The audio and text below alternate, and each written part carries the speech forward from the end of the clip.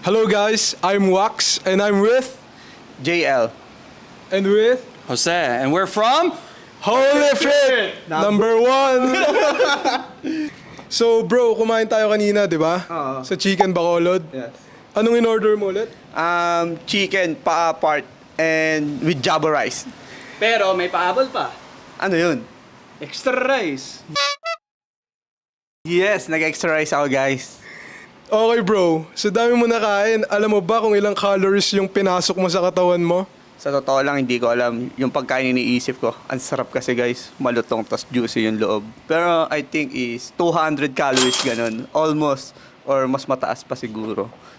What do you think, boss? Medyo malayo. Pero sige, ano ba talaga?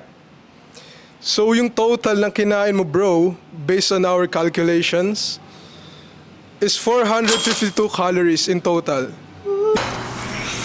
Yun yung calories ng Chicken Bacolod paa with 1 Java rice. One lang. Hindi Yes, pa two boss. rice. Hindi pa 2 rice Okay, yan. may tanong ako sa'yo. Tingin mo, sa isang cup ng Java rice, kasi humingi ka ng extra rice eh, ilang calories yun? I think mga 200. Kasi narinig mo kanina, no? Hindi! O, so ilang calories ba?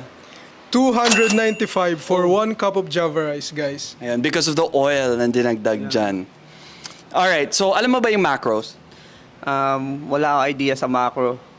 And, ayun, wala talaga. Di ko alam kung basta part siya ng about ng body ng pagtaba natin, gano'n. Or mali. Okay lang. So just to say na parang he's a Muna yun, ba't hindi kayo tumatawa kasi nga seryoso. Yung... Tikman nyo na to. Different in a cell Bacolod.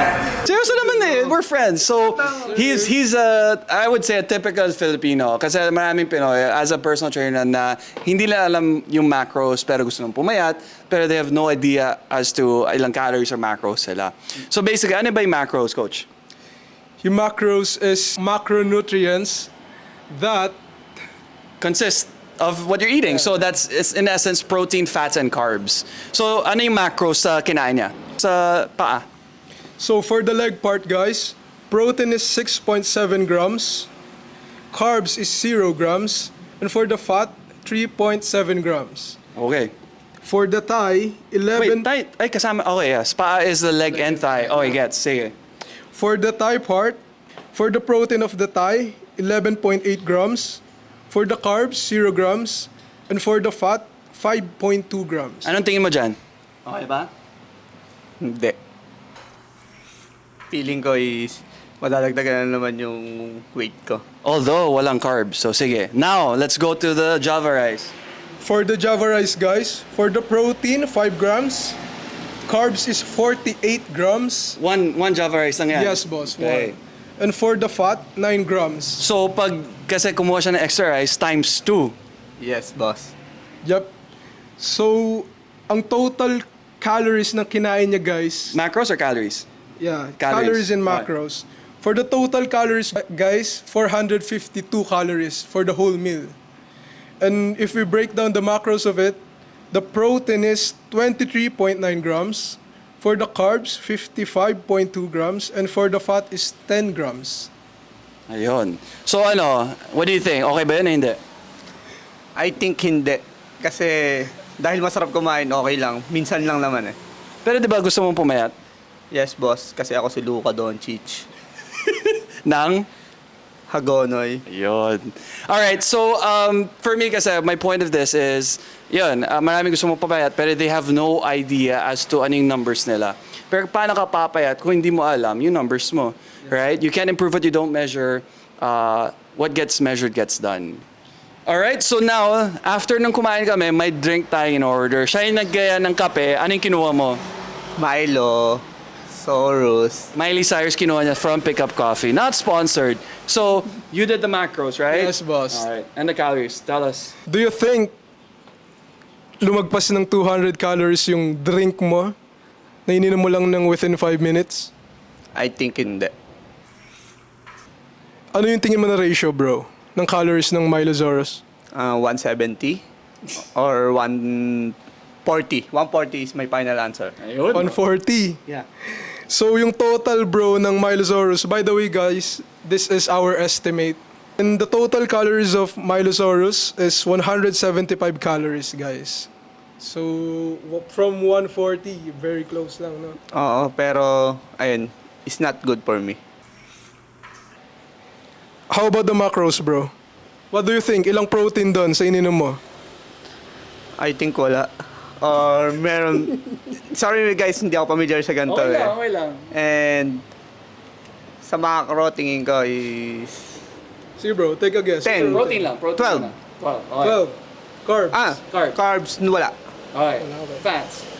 Fats, I think 20, 70 or 80, ganun. Okay, so anong tingin mo na sa loob nito? Milk and chocolate. Milk and Milo? Yeah. May kulang pa, bro. Ano? Paano yung tatamis? Meron? Sugar. Yun! Tama, guys. So, ang total macros, guys, ng Milosaurus, for the protein, 6.7 grams. Carbs is 31.2 grams. And fat is 2.9 grams. Total calories, guys, 175 calories. So in essence, yung meal mo na yan, pagkain at inumin, magkano lahat ng calories? 627 calories, guys, Yun. in one sitting. And basically, na-calculate ko, an average Filipino is about 5'5". Guy, how tall are you? 5'6". 5'6". Oh, so above average ka, pak! Yes, boss. Ayun. Holy Pit, number 1. Alright, so if we were to do that and you're trying to gain or lose weight, you should be about taking mga 2,000 calories siguro. Let's be conservative, 2,000 calories. Sa kinain mo at ininom mo, in one meal, that's 627 na. How many times do you eat in a day? 2 or 3. Ano? Sometimes 3. Not 4, not more? No. Okay, so 3 times 600, that's 1,200. Ba't ka tumataba? I don't know, pero feeling ko ngayon is pumapayat na ako kasi. Ayun, joke lang yan. Okay. Anything else you want to add to that? Hindi ako naniniwala, bro, na thrice a day ka lang kumain. Pero sige na nga. Pero baka that's not yung typical meal. You eat more than that, diba? Bro, totoo. Ganun na lang kasi since nung nag-work ako kay sir, Pumapayat ka naman. halos 1 cup meal na lang yung kinakain ko. And bumabawi ako sa ulam kasi dati mahina ako sa ulam, malakas ako sa kanin. Kaya mas tumataba ako nung ganun. So ngayon ginagawa ko, mas kahit lakasan ko na yung ulam, kahit konti lang yung rice, para nabubusog na rin ako. And ayun, kaya nagbabawas ako. And I think pumapayat ako. Ayun lang guys. So sinesearch ko, if you work out, for a typical Filipino, 1 hour working out, sabihin natin weightlifting, moderate weightlifting, sa kinain mo, you will burn about 220 to 350 calories. So basically, sa kinain mo, 1 hour of workout, half lang na burn mo doon. Anong tingin mo doon? I think is too bad. So, yung kinain ko na yun is, sa isang upuan is kailangan ko siyang gugulin ng straight 3 days ng pag-workout para lang ma-burn ko yung calories na yun. Which is hindi pa ata sasapat yung 3 days na yun. So, kailangan ko maging consistent sa pag-workout kung gusto ko talagang pumayat.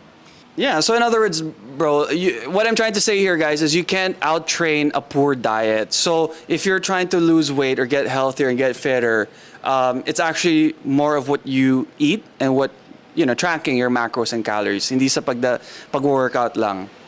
Okay? Yes, boss, noted. All right, that's it.